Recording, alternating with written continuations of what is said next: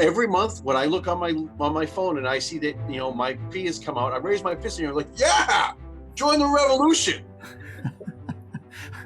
That might be the title of the show.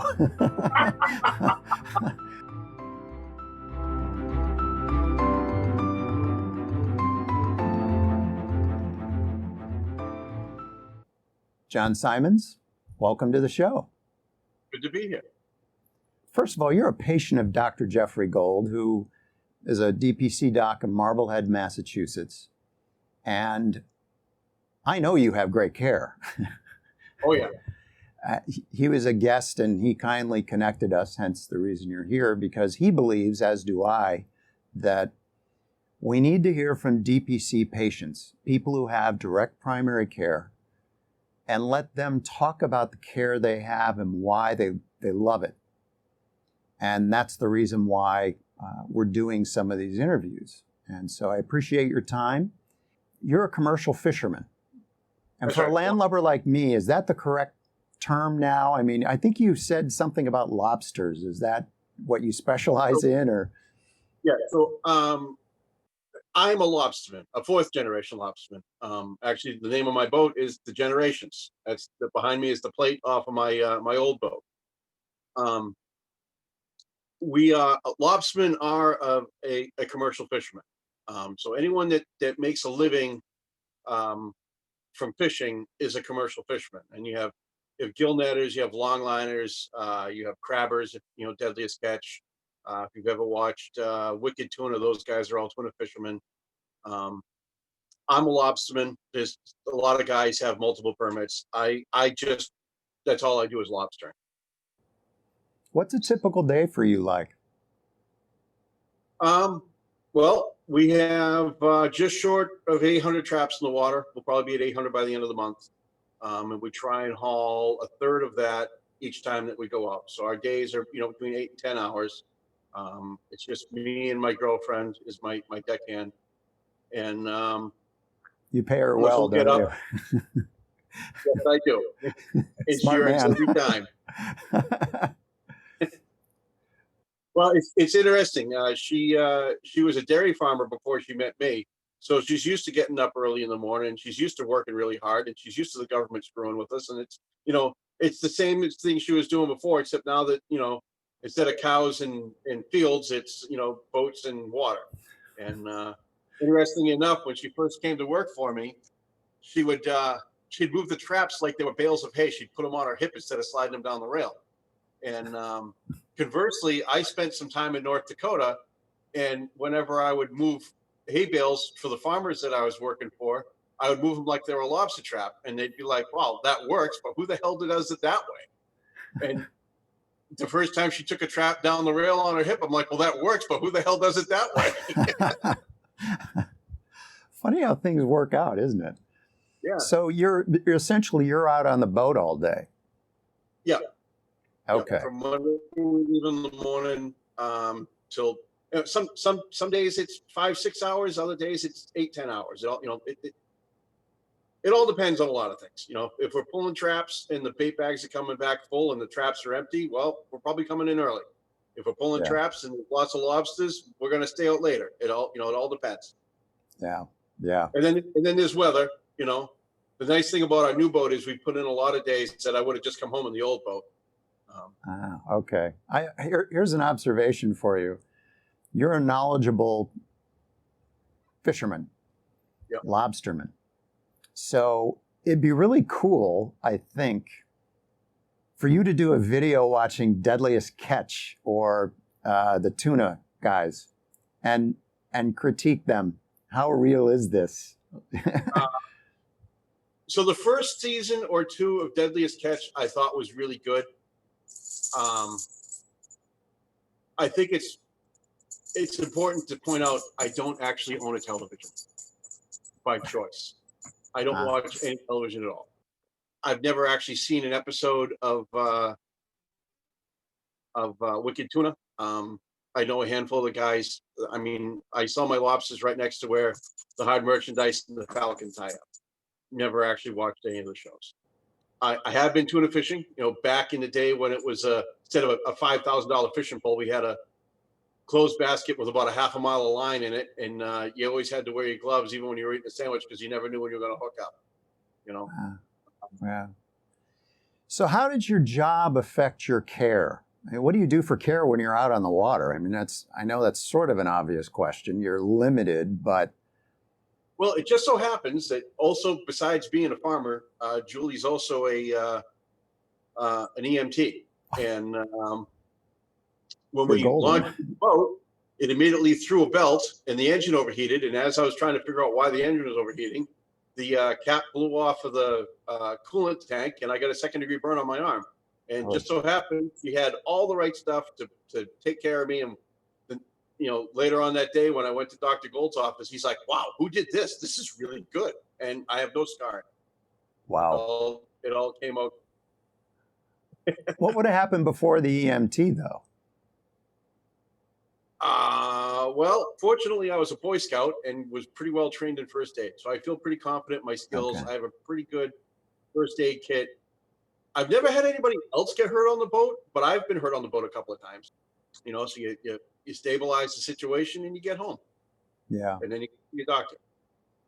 So what was your care like before DPC? Before you joined Dr. Gold?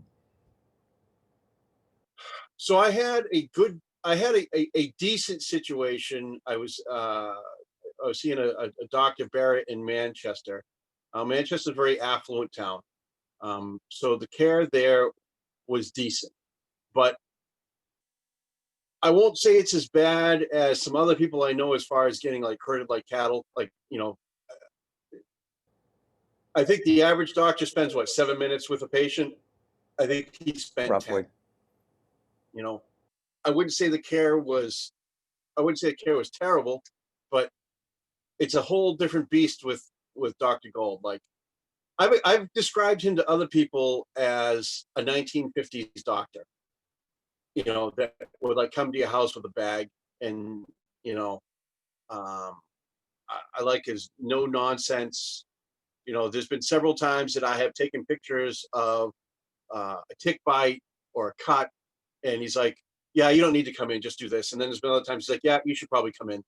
And in fact, just a couple of weeks ago, I got a pretty gnarly cut on my knee while I was on the boat, actually, and I think it was probably like 6 or 7 stitches. And just what it was much easier going to the emergency room. And if I'd have gone to the emergency room, it probably would have been $500 or $1,000, and it's all covered in my my monthly fee that I pay.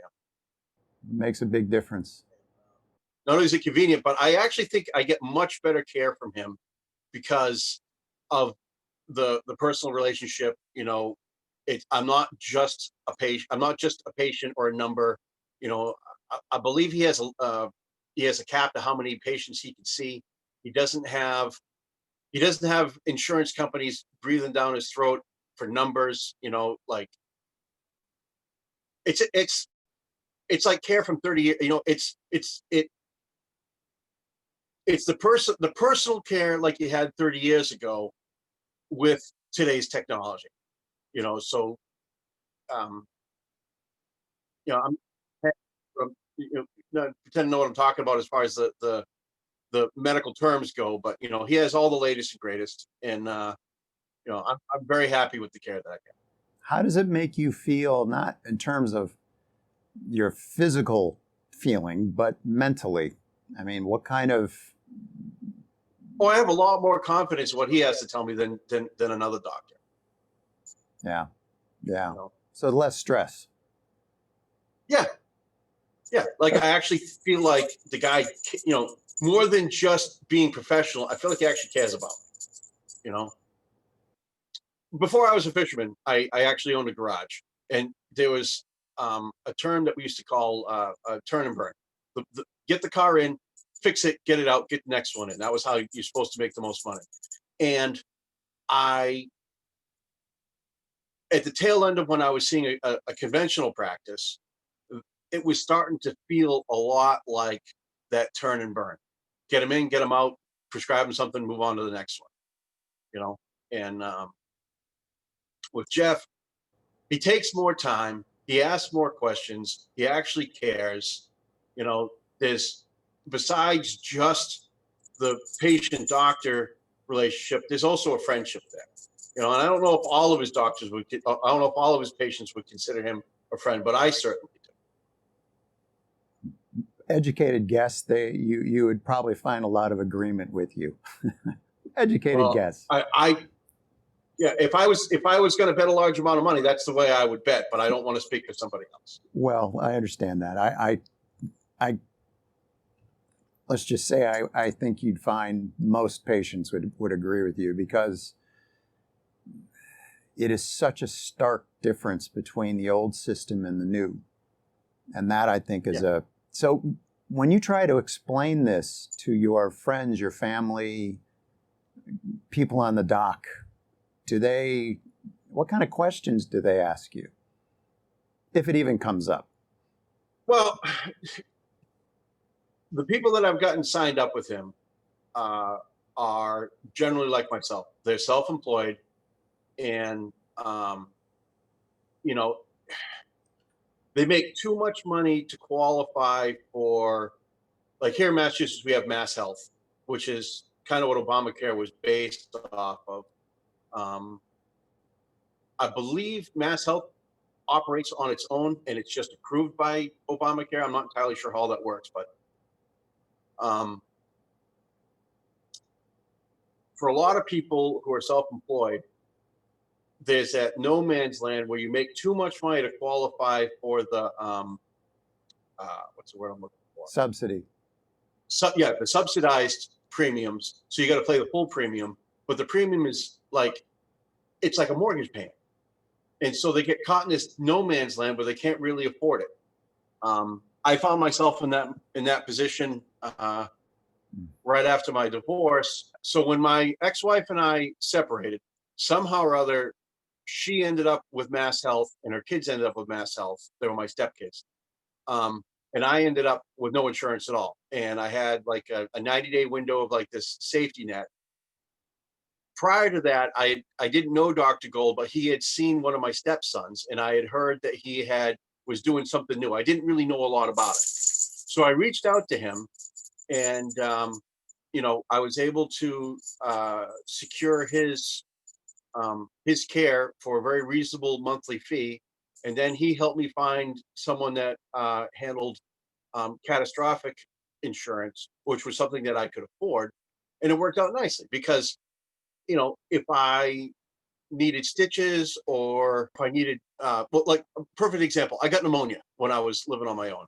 And, I went down to see him, and, he very quickly diagnosed me. And he's like, look, the textbook says I should give you a chest x-ray. I don't really need to give you a chest x-ray. I know you've got pneumonia. If you want to get a chest x-ray, you can go to Salem. It's going to cost you like, $2,500. Or you can go see my buddy up in New Hampshire. It'll cost you a couple hundred. And I'm like, nah, we don't need to do that. He's like, so we're going to give you this prescription. And I'm like, okay, can we run that through my high deductible insurance to go against my deductible just to try and get that down? He's like, well, we can, but you don't want to do that. And I'm like, well, why wouldn't I want to do that? He goes, well, because if you run it through your insurance, and I'm not even making this up. This is the God's honest truth. We run it through your insurance. ObamaCare says those pills are $75. I'm like, well, that's a little steep. He goes, but if we don't use insurance and you just go buy them outright at the pharmacy down the street, they are $7.50. Not knockoffs, the same exact freaking pills. And that's the story that I tell people when I talk about how awful ObamaCare is, when I talk about how great DPC is. And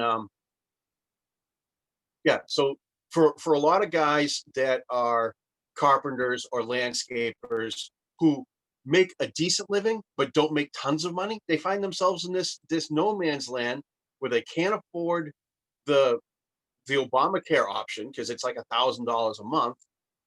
So if you get the catastrophic insurance, well, that'll cover you if you need surgery or you break your leg or something like that. But for all the little stuff, that can bankrupt you as well. But with Dr. Gold, like I said, I cut my knee a couple weeks ago, and I went in and got stitches. Didn't cost me a dime. It's all part of the deal. some DPC docs charge like $3 for that or $10 for the supplies, and that's it. Yeah.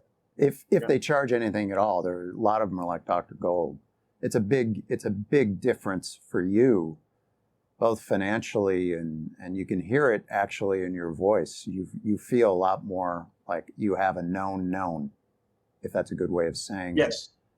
The big problem with Obamacare is that it focuses so much on coverage, but it never really paid too much attention to the care. Never got care right. But it's not, I think it's fair to say, and I think Dr. Gold would agree, Obamacare isn't the sole player here in how screwed up we are. It has elements that, but it was long ago, starting in World War II, when employers started offering the perk of insurance, health insurance. And then came Medicare. This has been a long, steady, slow motion train wreck. And Obamacare just exacerbated some far deeper, frankly, underlying issues. But you've pointed out a problem that a lot of people are facing. They're in no man's land. And they also have this Stockholm syndrome of being addicted to care. I mean, addicted to insurance. Right. And that's a big deal. You know, when I was born, it cost my dad like 2 weeks' salary to bring me into the world. Now, if you have a kid without insurance, it's months, maybe even a year's worth of salary to bring your kid into the world. And everything has gone up. You know, like I remember as a kid, we never had health insurance as kids, and I'd get stitches, and it was scary. It was expensive, but it wasn't like devastating. Wasn't going to bankrupt you. Yeah. What were your cultural influences in terms of healthcare, care itself, growing up? I was a big fan of Emergency. Great TV show. Great TV show. Okay. I think I've seen every single episode of MASH. In fact, I just picked up the Life magazine edition where the whole edition is on the TV show and the movie MASH, and it was interesting as I was flipping through it, looking at pictures of Alan Alda and Loretta Swit. I felt like I was looking at a family album. Like that's how embedded that TV show was to my growing up, and I think if they still made TV shows like that, I'd probably still own a television, but they don't, so I don't. You've hit two things that come to mind. Number one, they were ensemble based and they were more catastrophic end of care, which is very good drama. But I'm a little older than you by about 10 years. So when I was growing up, Marcus Welby, MD, was my influence. And he was a primary care physician in Santa Monica, California. So how about old Doc Welby? I don't know that I can answer any questions about the show, but I know I've seen it. Yeah. And I do remember Trapper John, MD, also a spinoff of MASH. And I would say that my experience at Beverly Hospital as a kid, like lots of people have fear of going to the hospital. That's only something I've recently developed because as a kid, I was so well treated there that going to the hospital was actually kind of fun. You know, I remember both of the doctors that I had as a kid, my relationship with them is similar to the relationship I have with Dr. Gold now. In fact, 20 years ago, when my brother got a terrible infection in his leg and he was hospitalized, and my pediatrician that I hadn't seen in probably a decade and a half came in, and we picked up right where we left off. Like as soon as he realized who I was, it was great. You know, I've never experienced that again. And until now. Yeah, exactly. Which is a big reassurance in your life, if I may be so bold to point that out. Yeah, and actually, I'll tell you this, that, you know, Dr. Gold may very well have added several years to my life. Both of my parents had adult onset diabetes. My grandfather had adult onset diabetes. And so shortly after I started seeing him, I talked to him about this and I didn't know what to do. He's like, well, we should probably check your A1C. So I've been checking my A1C for the last several years. And the last 3 times that I had my A1C checked, he'd get a hold of me and he'd be like, hey, your liver enzymes are a little bit elevated. Nothing crazy, but do you drink a lot? And I'm like, no, I don't drink a drop. He's like, oh, do you eat a lot of crappy fast food? And I'm like, actually, I don't. He's like, well, there's a reason that this is elevated. We should probably figure it out. And, they started asking me questions like, does anyone in your family have celiac disease? Well, it ends up my sister does. And he's like, all right, well, I think we should run. I don't remember what the test was, but he ran some kind of a test, and it ends up I do have celiac disease, and I'm pretty much asymptomatic. I was already avoiding lots of carbs because I'm trying to keep an eye on my A1C. So my gluten intake was already reduced, which is probably why I wasn't having any symptoms. But I mean, I could have gone another 10, 20 years damaging my body and not knowing it. He had foresight and gave a damn enough to be like, hey, this slightly elevated liver level, we need to find out why it's there. And so, I'm now 2 months into, not eating gluten anymore.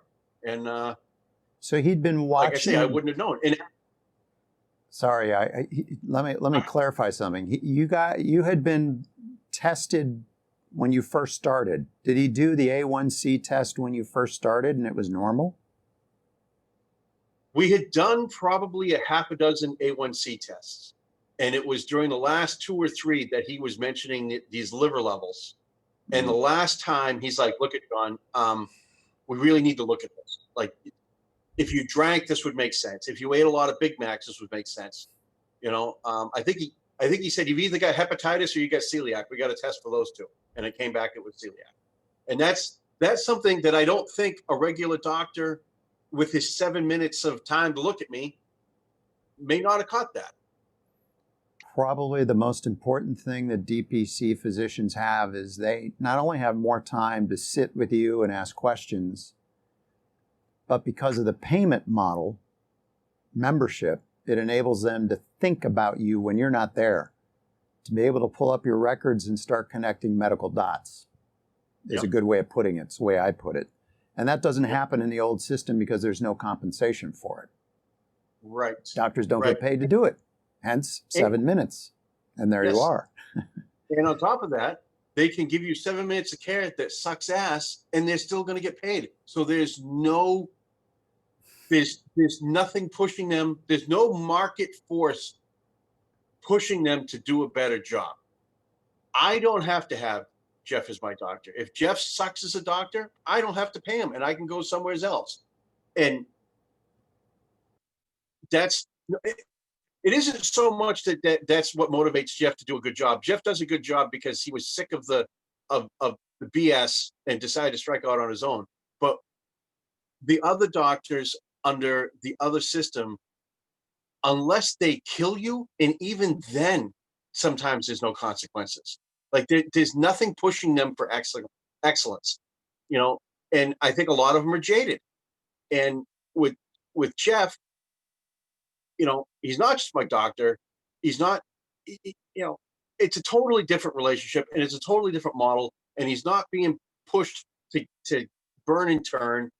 And when I talk to people about my care, I can tell them how much different than it was under the other system, because it behooves him to be the best doctor he can be, because if he sucks, he's going to lose patients. Unlike the other system where you can suck and not lose patients. The system itself is a big part of the problem. I mean, being in that system, a lot of the doctors, a lot of them would love to do more of the job, but they have Stockholm syndrome too. I'm really glad. I'm seeing places like Mass General look more and more like the VA. And one of the many reasons that I keep Jeff, even though I qualify for MassHealth, I don't have to have Jeff. But I keep Jeff because if God forbid something ever happened to me, I know that he would be coordinating my care. And if a doctor was doing something that wasn't right, he would be there on my behalf. And they'd have to listen to him because I'm just a dumb, uneducated, straight white male. Jeff, he's a doctor. You got to listen to him. I'll get off my soapbox now. It was a good box. Well done. Well done. If you had the nation's attention for 1 minute, what would you say to them about getting health care right? Talk to Jeff Gold. I often, when I was on Facebook, I had to get off because it was just taking too much of my time. But when I was on Facebook, this was one of the drums that I used to beat a lot. And I would point out all kinds of problems with Obamacare and the health system. And I would say, you know what? Don't take my word for it. Talk to Jeff Gold. He quit a profitable practice to start his own thing simply because he was pissed off at how the system was going. And everyone told him he would fail. The bankers told him he was going to lose everything. He mortgaged his house, he mortgaged his future, and he started this new practice out of rebellion, out of like, I don't want to do this anymore. And I'll tell you, every month when I look on my phone and I see that, you know, my fee has come out, I raise my fist and I'm like, yeah, join the revolution. That might be the title of the show. That's great. Now I'm in a good position, you know, as far as all this stuff goes. I can't even begin to try and navigate MassHealth or ObamaCare or any of that. But because I'm a commercial fisherman, there's this great organization called Fisherman's Partnership, and they had started in the 90s to try and get health care for fishermen because oftentimes they didn't have any health care. And then when MassHealth came along and Obamacare came along, they switched from trying to get health insurance to we now have healthcare navigators. This wonderful little Italian woman named Nina. I can call her on the phone. She knows all the ins and outs. One time I got kicked off of MassHealth because I didn't get a letter in the mail about something that they needed, and they kicked me off.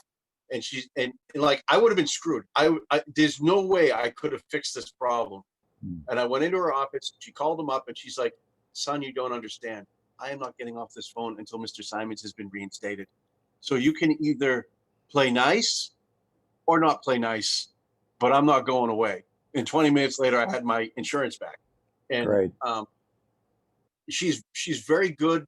She helps me understand there's a line I can't cross. Like if I get above a certain line, I'm in that no man's land. So at the end of the year, I got to sit down and figure out this is how much money I need to spend on lobster traps, or this is how much money I need to spend on some other equipment to keep myself under that line, because I haven't quite crossed over that line yet. And I point this out to say that I don't actually have to have Dr. Gold right now. I mean, I could just be on MassHealth, but I keep Dr. Gold because I want Dr. Gold. And that gets back to what we were talking about earlier, where there's that market driver where it behooves him to give me excellent care because it keeps me around. And it keeps me talking to other people saying, hey, this is my buddy Jeff Gold. You should probably sign up. John Symonds, it's been a pleasure having you on the show. Pleasure to meet you. It goes both ways, my friend. Well, this is Hunter Schultz for Winning Healthcare Food Fights Without the Mess. Stay healthy, wash your hands a lot, and there you are.